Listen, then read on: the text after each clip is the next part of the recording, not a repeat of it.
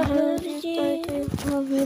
To jediné to, že mě nevidíte, ale jí prosím, dej to, řekněte do komentářů, když bude mi za to líp.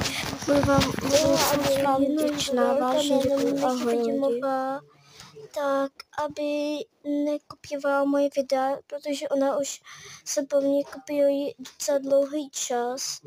Měla jsem jakoby díl vydáno to video, ale já jsem ho jednou omylem nezveřejnila, ale jinak jsem ho měla nějak ještě 15.